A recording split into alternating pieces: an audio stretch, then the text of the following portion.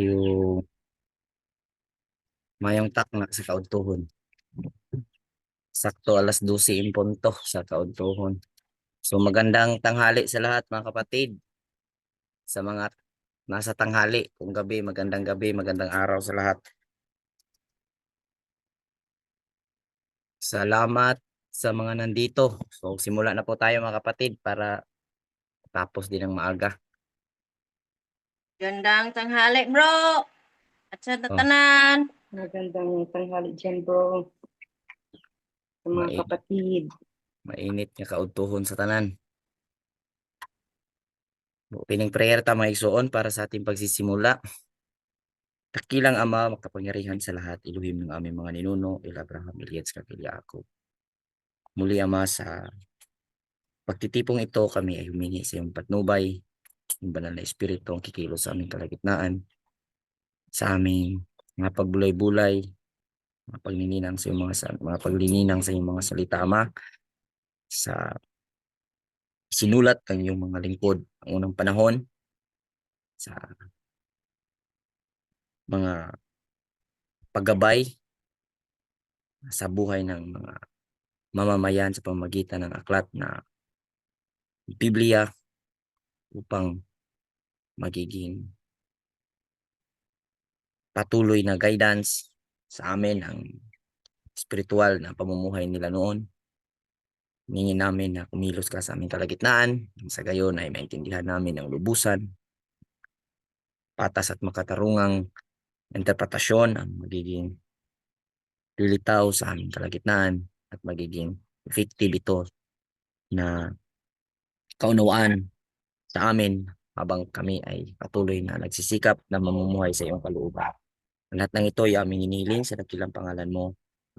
Mula sa umpisa yung pinangaral sa pamamagitan ng mga propeta hanggang ngayon sa pamamagitan ng banal na espiritu sa aming kalagitnaan ng iyong buntong anak na aming tagapagligtas ang Bisaya. Amen. Amen. Amen. Ay, sis Julie. Amen. Hi, bro Ruby.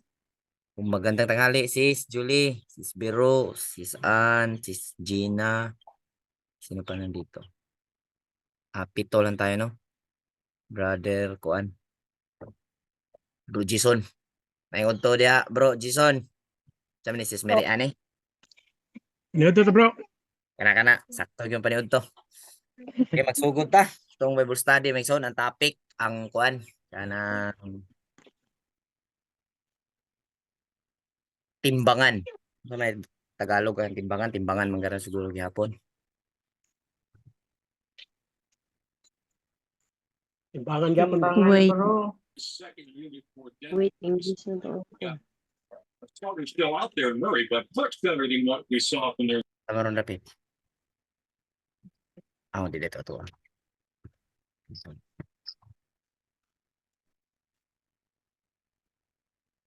Daghan man kayo bersikulo no mabasa sa balang kasulatan na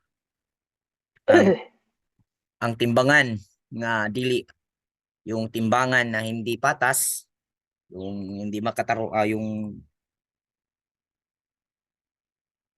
timbangan na tikasan ay abomination sa harap ng Panginoon. Ito ay nasa Proverbs 11:1, Kawikaan Kapitulo 11 versikulo 1.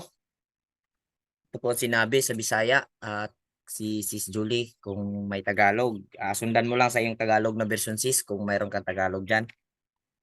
Ang sinabi dito sa Bisaya sa versikulo 1 sa Kapitulo 11 sa panultihon, ingon, nagsabi, masuko ang Ginoo sa mga tao nga nagamit og dili hustong timbangan. Malipay siya sa hustong nga timbangan.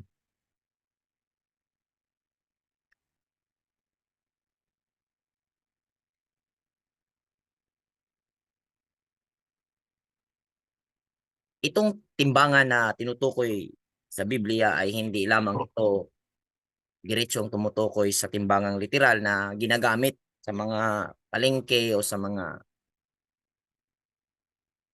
tindahan sa ating lipunan, kundi tumutukoy ito dahil espiritual na libro ang Biblia, tumutukoy ito sa ener na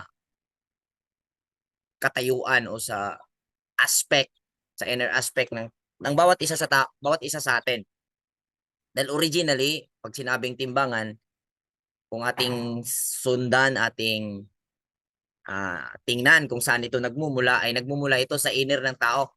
Lahat ng nag-exist na mga materials o nag-exist na mga invention na nagagamit at napapakinabangan sa ating panahon ngayon ay naiintindihan natin na ito'y nagmumula sa inner natin. No, I mean, ang ibig ko pong sabihin na lahat ng nagamit natin outside, literally, ay na-discover ito dito sa loob natin, kaya nagawa natin in literal at nakakatulong sa atin.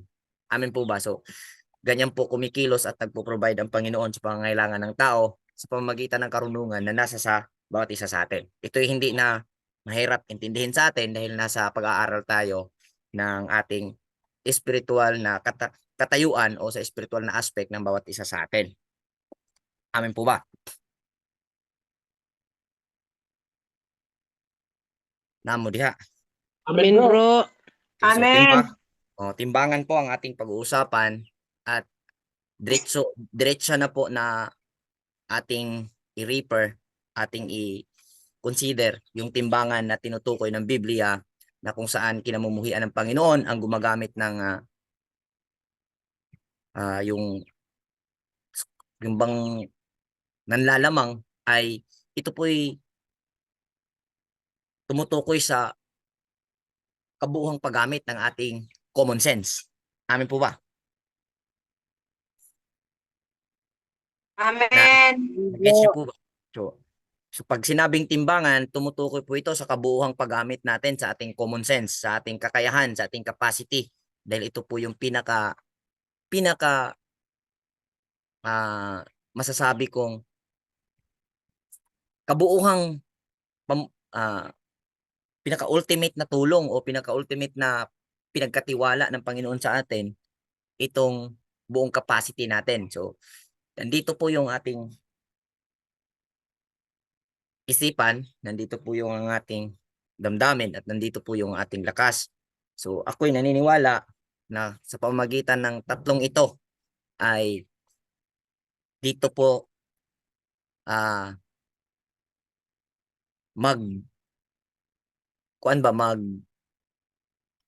magmamater yung pagtitimbang, no, sa tatlong ito.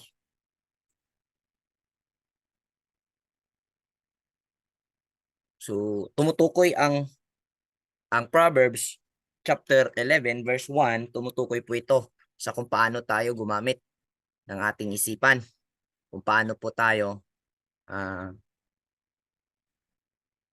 nag-respond sa pangyayari, paano po tayo nag-react, paano po tayo nakikitungo sa bawat pakikisalamuha natin sa ating mga relasyon, sa ating mga ugnayan habang tayo narito sa buhay na ito. Ito, masasabi ko sa topic na ito, ano po ito? Parang crucial siya ba? Parang napaka-sensitive, ano po siya. Kasi iba-iba po yung ating level, iba-iba po yung ating pananaw. So, hindi ko masasabi na ang pamamaraan ko kung paano ko i-balance ang aking sitwasyon ay ganun din ang inyong gagamitin dahil iba-iba po tayo mayroon po tayong original bawat isa sa atin, mayroon po tayong matatawag nating kaibahan sa bawat isa. So, iba-iba ang ating kaparaanan sa pagbalanse. Ngunit, ang punto natin is yung ending ba, yung balance, talagang na balance. So, mayroon tayong iba-ibang proseso, mayroon tayong iba't ibang method na i-apply para i-balance ang ating buhay o ang ating pakikitungo sa ating asawa, sa ating anak, sa ating kapitbahay, sa bilang tayo'y mamamayan. Mayroon tayong iba't ibang pamamaraan. Tama po ba? Tama, bro. Amen, bro. May mga may mga instances na mahirap i-balance lalo pat sira o lalo pat yung mga materials kung ating ipapalagay sa isang pag-assemble or pagsasagawa ng isang bagay, mahirap ilapat yung mga materials kung gagawa tayo kung sa ating ginagawa, no? Kung ito'y may mga crack, may mga sira na, may mga nabasag na. Ngunit kailangan mong sa journey ng buhay, kailangan nating hindi tayo pwedeng mag-give up na yung yung nasira na ay tapon mo na. Yung may lamat na, yung may crack ay itigil mo na kung ating ihambing sa ating tunay na sa ating real na buhay, sa ating totoong buhay, no? Dahil kung relasyon 'yan at di mo pwedeng lalong-lalo na sa asawa, lalong-lalo na sa ah, pamilya, no?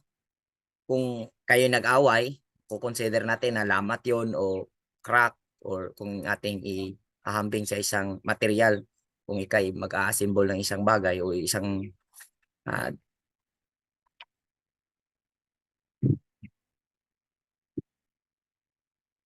yung bang hindi mo pwedeng itapon o disregard mo na yung relasyon dahil nag-away kayo, tawag dito, mayroon ng hindi pagkakaunawaan. At madalas sa reality, ito'y nangyayari. Amin ba? Sa bawat relasyon, sa bawat ugnayan, no? Bawat transaksyon, sa trabaho man, sa pamilya, sa kaibigan, sa kapitbahay, common. Ito yung reality na nangyayari. Amen po ba? Amen. Amen, bro. So, kung ating actual ba yung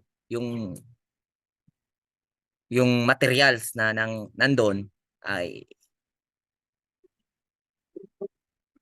hindi mo pwedeng itapon kasi sa spiritual na aspeto o yung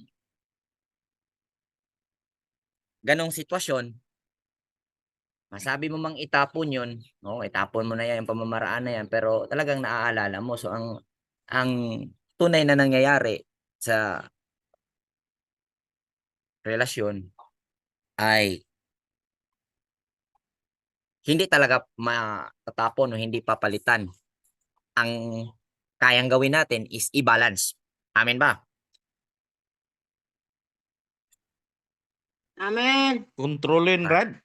Yung i-balance, yung ano, yung mga kasi yung relasyon natin, yung relasyon ng bawat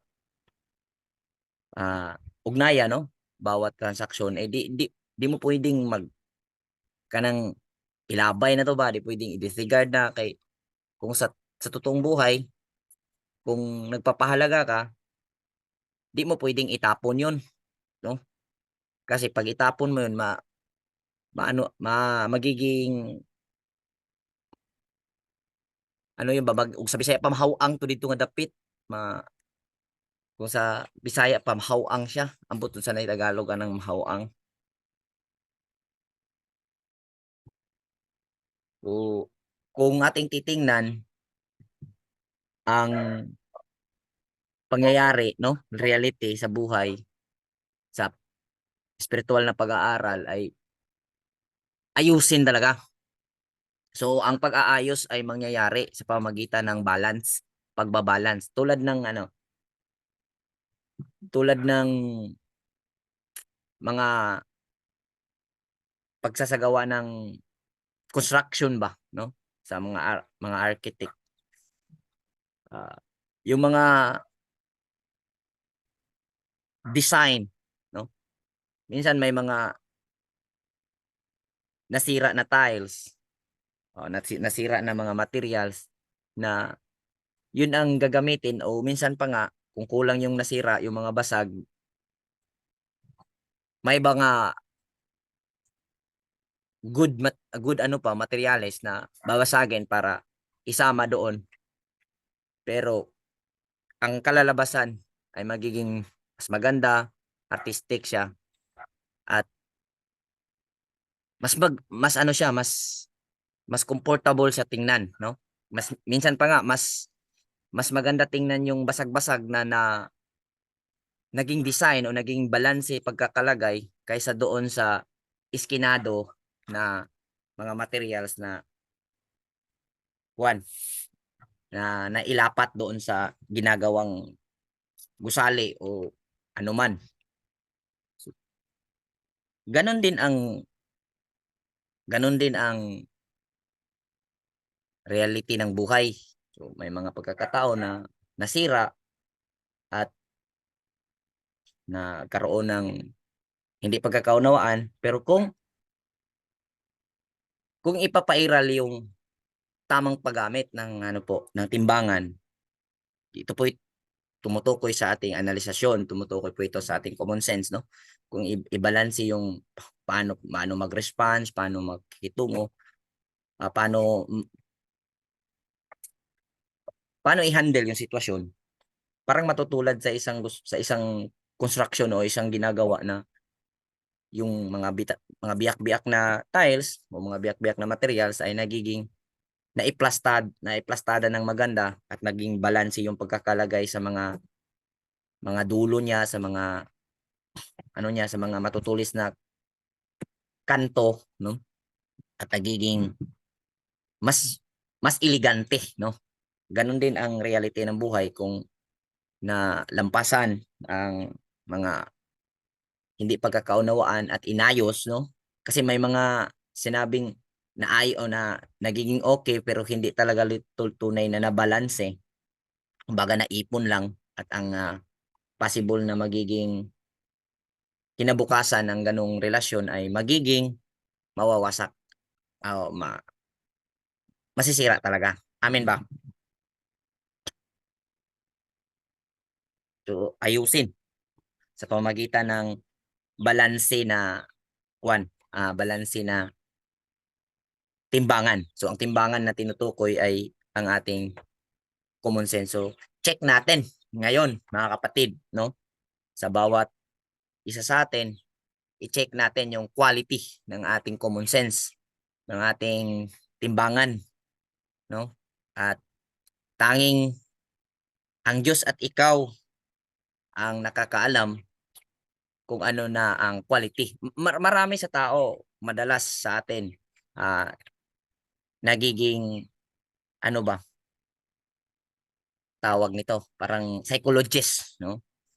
Pero itong psychologist na walang guidance sa sa spiritual na buhay o spiritual na sa ng Panginoon, no? Sa katarungan ay kung ako patanaw na mahimo ng himantayo, no? So, ang kailangan sa bawat mananampalataya, lalo-lalo na mag-focus sa sarili at para makapaggawa ng ng magandang desisyon sa buhay is kailangan yung timbangan ay na tawag doon sa anong bang tawag doon sa yung bang ipakalibrate, kailangan calibrated yung timbangan, no? At ang tanging makakapag-calibrate ng timbangan ay ang Diyos. So alam po natin kung ano yung Diyos, yun po yung katarungan. Yun po yung makapangyarihang sistema na makatarungan na pinairal ng puwersa sa loob natin at sa labas. Kung hindi natin ma-check o hindi natin maipakalibrate yung ating timbangan, kung sa kuan pa manggungis na tas kanang pangalagad sa Ginoo pero kanang ingon ba dugay na kayo sa katunggan bugo ra gyapon kunya dugay na kayong gilumluman pero sa himungaan pero bugok gyapon kanang wa gyapon na puslan ba no. Sus usay sakit siya kana nga pulong yung salita na yon masakit siya kung ating tingnan no kung pagsasabihan tayo ng ganun pero hindi na natin kailangan na mayroong magsasabi sa atin. Hindi na kailangan para bang wag na nating hintayin na may iba na magsasabi sa atin dahil ang tanging nagsasabi ng ganun sa atin na totoo at may pag-ibig yung po yung Diyos na pinaglilingkuran natin. I mean yung pong karunungan na nandito sa atin. Minsan madalas talaga ang minsan hindi natin napapakinggan ang patnubay ng Diyos dahil hindi natin kumbaga kung sa gadget pa gi-off natin or gi-uninstall natin yung app na yon. So may isasuggest ko o kailangang isa ito sa mga kailangan natin gawin bilang mga mananampalataya yung i-download natin yung app na yon no? Yung pang-calibrate ba. So every day, every morning, every before bedtime, check natin yung ating calibrate natin. No, kasi mayroon tayong kailangan yung timbangan. Kung sa negosyo, kailangan yung timbangan ay maayos. So, para makakapag timbang ka ng tama. So, at sa atin, mga tao, kailangan nag-agree tayo kanina na yung timbangan na tinutukoy sa Proverbs chapter 11 verse 1 ay ito po yung ating common sense. Ito po yung ating capacity para mag-analyze, para mag-respond, para mag-react, para makapamuhay. So, kailangan nating pagtuunan ng pansin at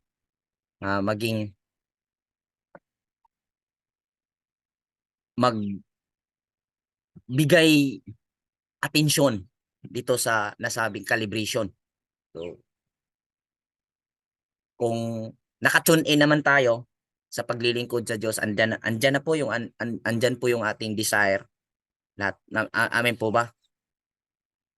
Andyan po yung desire ng bawat isa para maglingkod sa Diyos. So, ang ano po natin is i-calibrate. Always i-ano po natin, calibrate yung ating naka-tune in naman tayo. So, calibrate natin yung ating timbangan sa bawat pagkakataon na nagkaroon tayo ng free, no? So every every day mayroon kang 10 minutes calibrate, sandali lang calibrate, check. Okay pa ba ni? Kay once na ganun ang ginagawa natin, every day ginawa natin yon, nag-set tayo ng desire. Yung desire na iyon is para magkaroon ng pure heart. So, at yung pagbibigay nun hindi naman atin eh. Dahil ang Diyos ay provider. Siya ang magpo-provide. Ano ka lang ng pagkakataon, atensyon para i-calibrate yung ating timbangan.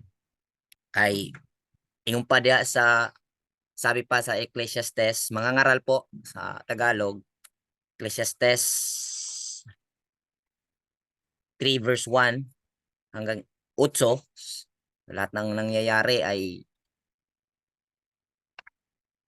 Parang itinatakda na ng Diyos. Hindi ibig sabihin na naka-predestine yung tao, kundi lahat ng naganap ay mayroon na pong nakahandang consequence. Yan po ang ibig sabihin po nun. Dahil hindi naman po naglalaro ang Diyos na kung nagustuhan ka niya, ito yung matutunguhan mo. O hindi ka niya nagustuhan, ito yung mangyayari sa'yo. Ang naalaman po natin is kung paano tayo gumamit sa sistemang ito, yung pong quality kung paano tayo gumamit, kung paano natin ginamit yung sistema na kinagisnan natin ay siya pong magiging pinaka-basihan ng sistema kung ano po yung ibabalik sa atin. Yan po yung rules of life na naintindihan natin habang tayo nagpapatuloy dito sa pag-aaral na ito kung paano mamuhay ng epektibo at makapaglingkod sa Diyos. Amen po ba? Hilo man kayo mula mga igsoon. Di lang kay dali ra ni. Amen, bro. Ingon diri Amen. sa versikulo 3, kapitulo 3, versikulo 1, ang tanan nga nahitabo dinhi sa kalibutan mahitabo sa panahon nga gitagal sa Dios. Nagtagal siyang panahon sa pagkatao ug panahon sa pagkamatay. May panahon sa pagtanom, may panahon sa pag-ibot, may panahon sa pagpatay ug may panahon sa pag-ayo. May panahon sa paguba ug may panahon sa pagtukod. Nagtagal siyang panahon sa kagulanan ug panahon sa kalipay. May mga panahon nga sa pagbangutan ug panahon sa pagsaway. May mga panahon sa pagpakighilawas ug panahon sa paglikay niini. May panahon sa pag-akos ug panahon usab sa dili pag-akos. Nagtagal siyang panahon sa pagpangita ug panahon sa pagwala. May panahon sa pagtigom ug ang panahon sa pag-usik-usik. May panahon sa paggisi ug panahon sa pagtapak. May panahon sa paghilom ug may panahon sa pagsulti. Nagtagal siyang mga panahon sa gugma, panahon sa kasilag, panahon sa gubat ug panahon sa kalinaw. So ini-emphasize dito ng writer o ng manunulat ng Ecclesiastes ng mga ngaral, no, kung ano ang mga naitakda so sa buhay ng tao. Kumbaga yung nasabing itinakda, hindi po ito kumbaga hindi po ito predestined ba na yun talaga ang nangyayari sa iyo dahil yan na yung nakasulat, no? Yan na yung nakalagay sa palad. Ang naintindihan ko dito is ang buhay ng tao ganito ang madadaanan, pero nasa sa atin ang desisyon o nasa sa atin ang pagpipili panahon sa kalipay kung ano ang ating magiging panahon sa kaligayahan kung ano yung ating magiging pag-response o magiging pagtugon at panahon naman doon sa kagulanan, panahon sa tawag noon kalungkutan ay nasa sa atin kung paano tayo tutugon. Pero yes, ang ganun talaga ang mangyayari. Mayroong kaligayahan at mayroong kalungkutan sa buhay. So, may by season lahat, no? Pero ang nakikita natin kapag nasa kalungkutan na panahon, kailangan nating malaman kung paano tayo makakabenepisyo sa kalungkutang daan sa buhay natin o kumbaga sa hinaharap natin. So, kung panahon sa kaligayahan, kung panahon sa abundant, kung panahon sa positive, no? Kung paano tayo makakabenepisyo. Kumbaga, sa nangyari sa buhay ng tao, sa cycle, no? Sa pagtakbo ng panahon, may araw, may gabi. So, ang araw, pinapakinabangan natin na magtrabaho tayo tao. At sa gabi naman nagpapahinga tayo. 'Di ba? Kung ating titingnan ang araw at gabi, opposite sila. Pero dahil ginawa natin ang tama sa araw at ginawa natin ang tama sa gabi, parehas na napakinabangan natin at ang gabi at araw. Amen po ba? Ganon din Amen, sa, bro. sa seasonal na magaganap sa buhay natin. Kung dumaan tayo sa kalungkutang sitwasyon, kailangan magamit natin yung kalungkutan. Makakabenepisyo tayo sa kalungkutan. Kailangan makakakuha tayo ng ganansya doon sa kalungkutan. Yung positive na ganansya ba? Doon sa kalungkutan na nadaanan natin. At doon naman sa kaligayahan, kailangan makakakuha tayo ng positive na ganansya. Dahil kapag ang tao hindi guided by the Holy Spirit, no? Hindi guided ng karunungan. Kapag nasa kalungkutan, ang mangyayari sa kanya makakasama sa kanya. Kapag nasa kaligayahan, ganun din ang mangyayari sa kanya, nakakasama pa rin. Bakit? Kapag ka ang isang tao at hindi disiplinado, walang spiritual guide, kapag nasa abundant, naglalasing yan, na mamabae, nagbumibili ng mga ano-ano, hanggang yung bang action niya is pagsisira sa sarili niya. Pero kung nasa kalungkutan siya, kasi seasonal talaga, dadaan talaga ng ganun ang tao eh. Ganun din ang mangyayari sa kanya. Kumbaga, grabe siya nagdagkaguol ka ng ano kaya siya, down, ano kaya siya talaga siya, parang dinibdib niya at nagiging, lahat yun ay babagsak sa katawan niya at nagiging pahirap sa tao. So, ganun lang kasimple ang pagtugon ng tama sa abundant situation is kung paano ka gumamit ng iyong timbangan. Amin po ba?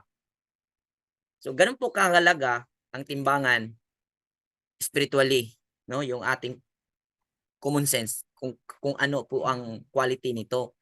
Ganun po siya kahalaga. Dahil kapag hindi ito healthy, hindi ito good quality, yung timbangan natin, yung analysis natin, yung common sense natin, pag hindi ito good condition, in time of season, hindi ito makapagbigay sa atin ng good outcome, yung magandang outcome sa atin. Hindi ito makakatulong sa atin. Kung nasa out of season, ganun din ang mangyayari. Or patsamba-tsamba ka lang, no? Ganun ang nangyayari ngayon sa reality, sa buhay ng tao. Kahit tayo nakakaranas ng ganyan. Ngayon, sa pag-aaral natin, i-check natin, no? Yung ating, yung quality ng ating timbangan para panahon ng abundant, panahon ng tag-ani, no? Nakaka-benepisyo tayo. Panahon ng tagtanim, nakaka-benepisyo tayo. Kung panahon ng taggutom o panahon ng kawalan, ay nakaka-benepisyo tayo. Kumbaga, nandito tayo sa buhay na ito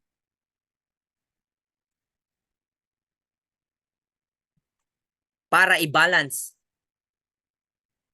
ang positive at negative. Yan ang ating dadaanan sa buhay. Kasi pag na-balance ang positive at negative,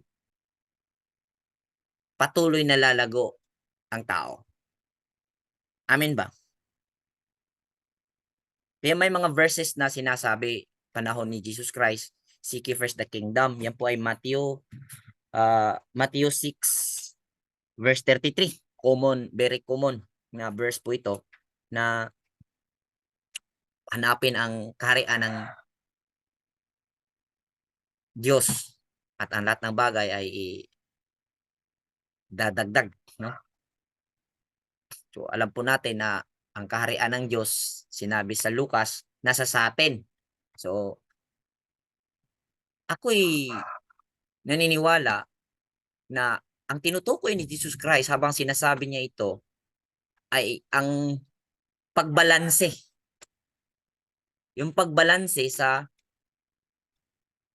tatlong major capacity natin. Kapag na-balance ito, naniniwala ako, nahanap mo na ang kingdom of God. nahanap mo na ang kaharian ng Diyos. Amin po ba na ano niyo po ba ito, na accept niyo po ba itong pangunawa na ito?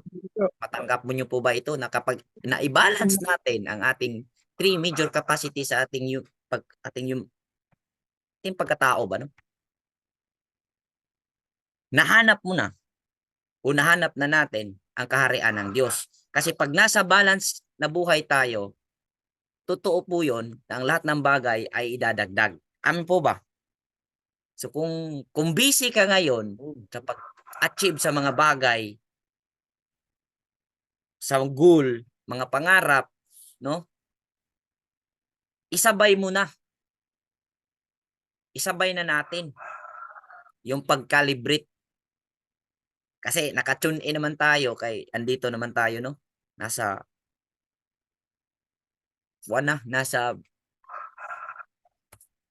kasagsaga na tayo ng biyahe. So kuan na lang.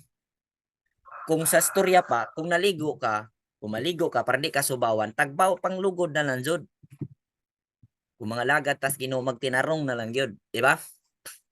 Kay kung di, kitar magapoy magantos. Sakto ba, mga igsoon? Amen. Manabo na lang gyud brad. Oo, Sampo pa matarong gyud. jud para Amen, dili brad. subawan. So ana, ganito po ang aral ng Biblia na napapaloob. Yung pong aral na napapaloob dito. At ang aral na ito, applicable po ito in all aspect sa buhay natin. Trabaho, sa lahat ng aspeto sa buhay natin, applicable po ito eh.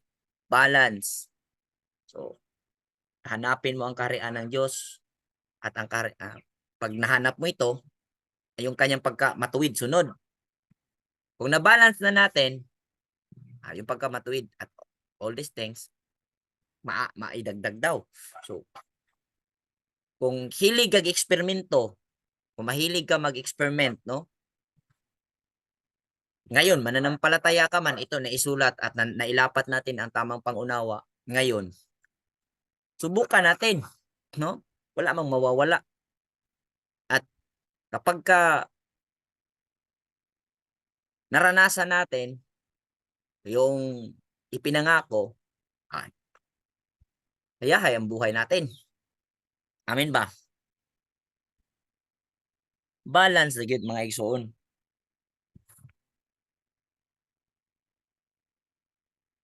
Diha sa libro sa Mecca,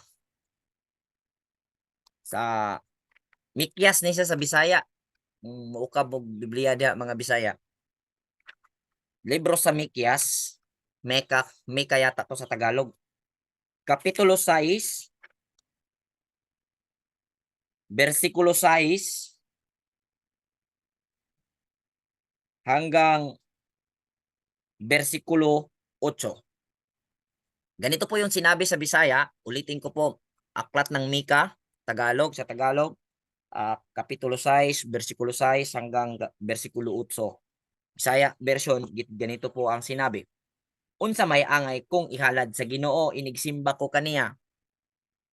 Magdala ba akog halad nga sunugon? Mga nating baka nga usa ka tuig ang kagulangon? Malipay ba ang Ginoo sa linibong karnero o sa napulo kalibong suba nga lana sa ulibo? Ang tubag ni Mika, samtang iyang giwali sa mga tao, no? Ingon siya, dili daw malipay ang Ginoo. Igo na ba kung ihalad ko ang kamagulangan kong anak alang sa akong sala? Ang tubag, dili. Igo na ba kung ihalad ko ang kamagulangan kong anak alang sa akong sala? Dili. Gipakita niya kanimo utaw. Kini ang importante nga verse. Sa verse 8. Gipakita niya kanimo utaw unsa ang maayo. Gipakita niya kanimo utaw unsa ang maayo. Ang gipaabot sa Ginoo kanimo gipaabot sa Ginoo kanimo mao ang pagbuhat sa kaangayan sa pagpakita sa makanunayong gugma ug sa pagkinabuhi diha sa mapaubsanong pakig-uban sa atong Dios. Gipakita na sa Ginoo sa tao, dili ano po, pinakita na po ng Diyos sa tao, general po, lahat ng tao, lahat ng may common sense, active na common sense, no? Ipinakita na ng Diyos kung unsa ang angay nating gawin, kung ano ang dapat nating gawin. Tuo mo na. Dito mo mga igsoon nga gipakita na sa Ginoo, naniwala po ba tayo na ipinakita ng Diyos sa atin kung ano ang maganda, mabuting gawin natin? Amen, bro. Hindi si pastor, hindi si Bro Rowie, o sino man sa mga pinaniniwalaan nating matatalino o sabihin may karunungan na tao ang magpapakita sa sinabi, kasi Diyos ang nagsabi na ipinakita na ng Diyos sa tao kung ano ang mabuting gawin. At ang kaganapang ito nangyayari habang active ang ating common sense, yung timbangan.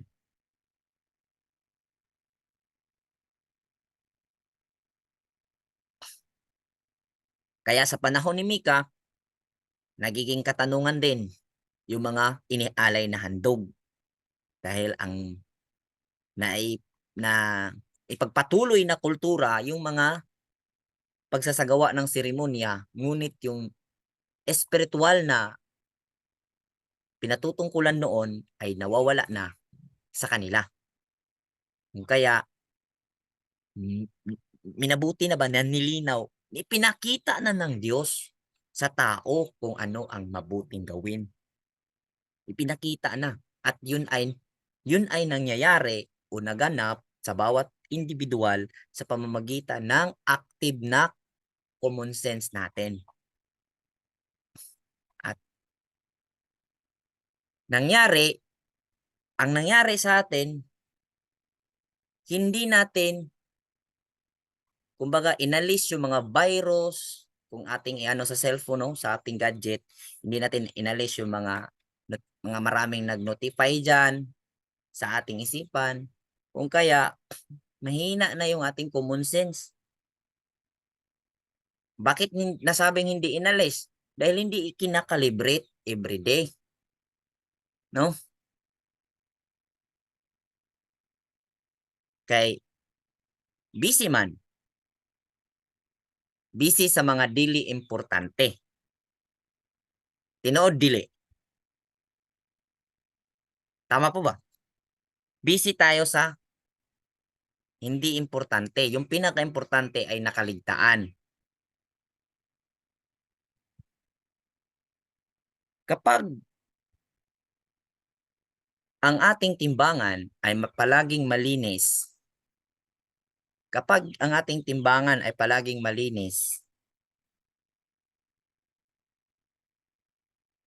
madali po tayong masatisfy at malawak po ang ating pangunawa. Diba, kung sa storya pa, dili ka kitid og ulo ba? Pero kung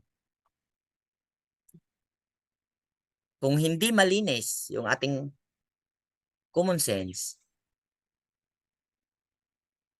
para kang lasing, madali kang magalit,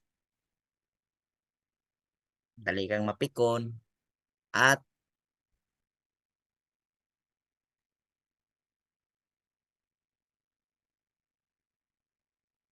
hindi mo naaano ba? Kasi hindi mo na ma-manage yung ano mo, yung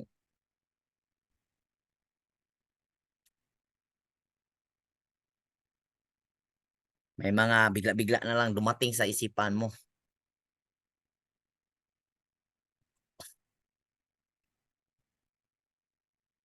Kung kaya mayroong sinabi na ang tao ay parang unggoy. Kahit hindi kailangang tumatalon sa spiritual na aspect. Pabago-bago yung isip ba? sige ikid-ikid bisag dili kinahanglan mo ikid gyud.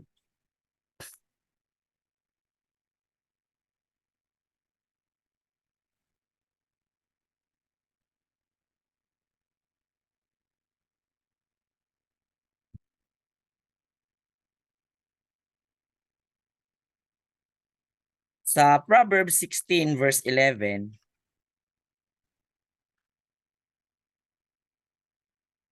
halos magkaparehas lang po ito sa sa chapter 11 verse 1.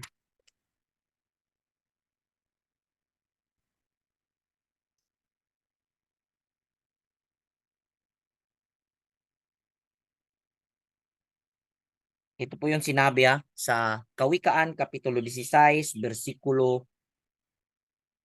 11.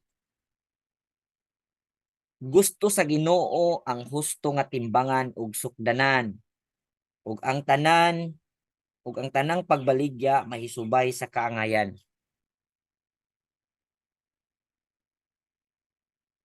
Timbangan ug sukdanan. Mojud na yan ang pinakagusto ng Diyos. So, ano ba ang gusto ng Diyos? Ang gusto ng Diyos, ang tao na kanyang nilikha ay maglingkod sa kanya. Amen ba?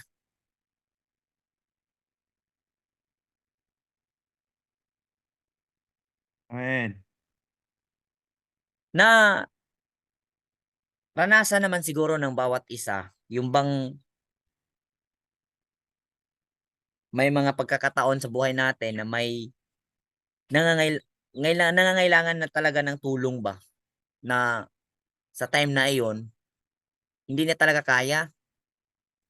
At ikaw yung nakakatulong. Maliit man na bagay yon, pero talagang sa time na yon hindi talaga niya kaya. At ikaw yung may pagkakataon na nakatulong. At matapos mong magawa ang pagtulong, mayroong kang naramdamang sinasabi nila unexplainable joy. Tama po ba? Yung hindi mapaliwanag na gaan ng loob na nararamdaman sa loob natin, sa puso natin. Tama po ba? May naranasan, madalas na experience siguro ito. Naa gyud na, Brad. Suway ta na, Brad. Kasuway ko na. Kana bitong mapagngan ka nya wa kay starter. Hindi jud ka kapaandar ba? Kay starter ba? Yung mamatay yung sasakyan mo tapos wala kang magawa, hindi mo talaga mapapaandar dahil wala ka namang starter, kailangan itutulak. Maliit na bagay lang yun, may tumulong. So, naranasan ko ang ganong sitwasyon, ako yung tumulong. Naranasan ko rin, ako ang tinulungan. Kaya, nung ako ang tinulungan, habang umandar yung sasakyan, sabi ko, salamat sa Panginoon. Salamat sa taong yun. So, kung ating balikan yung panahon na tayo yung nakatulong, no? Sa ganong mga sitwasyon ba? Mayroong hindi mapaliwanag na saya. Dahil ang nakakapagbalanse, isa sa mga na balance dyan sa loob natin, kapag na-balance yun, yung paggawa ng mabuti, isa sa nagpapabalanse sa ating sarili. Kaya mayroon kang kaligayahan na nararamdaman na hindi mo maipaliwanag. Amen ba? Yung ligaya na yon na naramdaman mo, mas maligaya pa o mas masarap na pakiramdam pa yon kaysa nakabili ka ng bagong cellphone. Amen ba? O bagong damit. Ano nyo ba? Na picture out niyo yung ganong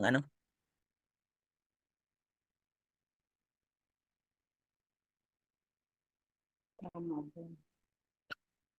balance jud mga igsuon. Nya sa pagbalanse sa kinabuhi, sa pagbalanse sa atong kaning hunahuna pagbati og atong kusog, yung pagbabalance nito. Dito yung dito yung labanan. Kasi ang paggawa ng mabuti, yung pagbalanse. Yung nakakabuti sa kanya ay makakabuti sa iyo. Pero nililinlang ka ng iyong satanas ba, no? Ng iyong inalagaang satanas.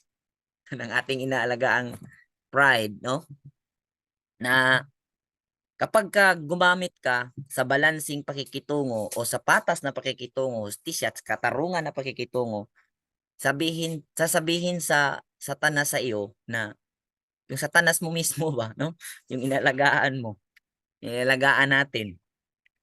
Kansi ka na. Sa Tagalog pa, lugi ka niyan. Kawawa ka. Yun ang kailangan i-overcome. So, ang informasyon na ito na ibinahagi natin sa oras na ito, sa pag-aaral na ito, alam natin ito eh. Alam natin ito. Kaso lang, baga natabunan na ba?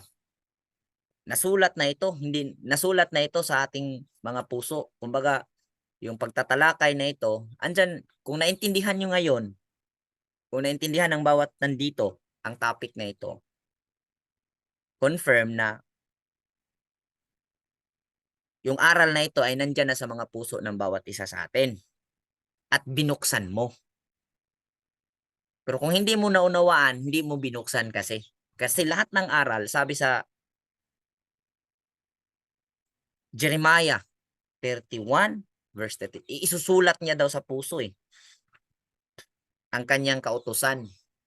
At sigurado ako, isa ito sa pinaka-utos na nandun na isinulat ng Diyos. So, ang ginawa natin ngayon is binasa natin. Kung kaya sinabi sa Deuteronomy, nung tinanong, sino ang kukuha sa kautusan? Sino ang magdadala sa amin? Sinabi ni Moses, hindi nyo masasabi na mahirap. Dahil wala ito doon sa ibayong dagat. Wala ito sa ilalim ng tubig. Sa ilalim ng lupa o sa itaas. Ito'y sadyang napakalapit sa atin, sa inyo. Ito'y nasa ating mga isip at sa ating mga bibig. So naan na jud ni daan. Ito'y nandito na talaga. Ang mga aral na nabuksan natin, sinabi nga dyan sa Ecclesiastes din, walang bago eh. So, nabuksan na natin ito. Dahil nasabi na rin natin sa mga pag-aaral natin, ang bawat buhay na nilalang is a walking library. Kumbaga, nasa sa atin din, dahil ang bawat active na physical na katawan, ay andito po yung mga masasabing ting files or data naka-imbak sa katawang ito na kung ang ating desire ay magiging compatible doon sa data na naka-imbak dito, ay automatic na i-display ito ng Diyos sa ating isipan. Yun ang paniniwala ko sa ating ngayon sa ating pagkatao. Ano ba ito i-accept? Hindi man lumitaw yung admit sis. Na-admit na yata. Ayan.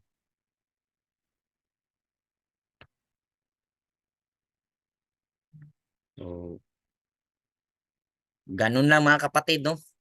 Okay, bye.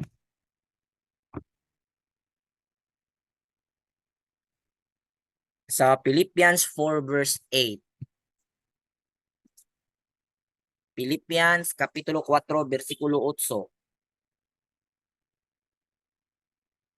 Sa katapusan, mga igsuon, puna ang inyong hunahuna sa mga butang nga maayo ug angayng daygon. Sa mga butang nga matuod, hamili, matarong, putli, matahom ug halangdon. Ipakita sa buhat ang inyong nakatunan, nadawat, nadungog ug nakita kanako. Ug ang Dios nga naghatag kanato sa kalinaw mag-uban kaninyo. So ito yung pinaka last verse natin mga kapatid. Ulitin ko. Pilipos Kapitulo 4 versikulo 8. Ingon dire sa Bisaya, Sa katapusan, mga igsuon, puna ang inyong mga huna-huna sa mga butang nga maayo, ug angayng daygon sa mga butang nga matuod. Hamili, matarong, putli, matahom, ug halangdon. Ipakita sa buhat ang inyong nakatunan. Dawata, ang inyong nakatunan, nadawat, nadungog, ug nakita kanako. Ug ang Dios na naghatag kanato sa kalinaw maguban kaninyo. Pulong ni sulat ni Apostol Pablo para sa mga taga-Pilipos. So, paano i-calibrate ang isipan? Punon. Paano i-calibrate ang ating common sense? Punuin ng mabubuting isip. Lahat dito na mention. Yan po ang ating gagawin everyday. Yan po ang pag-calibrate. Yan po ang aking nakikita kung paano i-calibrate. Ang pinaka-basic. At dyan na po papasok yung meditation. So, dito po nagtatapos ang ating Bible study sa linggo na ito. Magandang hapon. Salamat sa lahat. Shalom Aleichem.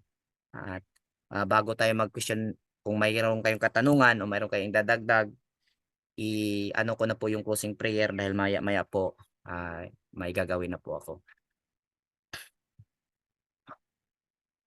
Manalangin tayo, makapangyarihang Elohim, Elohim ng aming mga ninuno, El Abraham, El Yitzchak, El Jacob. Salamat muli sa iyong pakikisama sa amin sa pamamagitan ng iyong banal na espiritu sa aming kalagitnaan, naging patnubay sa aming mga paglilinang sa iyong mga salita.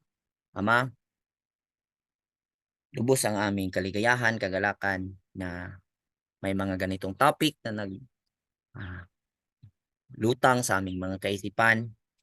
Paniniwala namin na ito'y pinoprovide mo, Ama, sa pamamagitan ng aming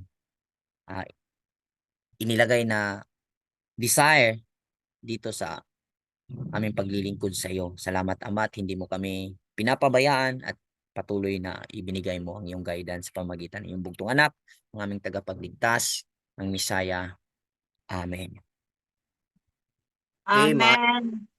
mayong udto sa tanan. Kung namoy ikapangutana, Amen. amoy gustong i-clarify or naamoy gusto nga topic nga atong isgutan para sa susunod nga meeting, sa sunod nga Bible study, kung mayroon kayong suggestion topic, title, pwede nyo pong ipaabot para yun po ang ating ihahanda para sa ating Bible study.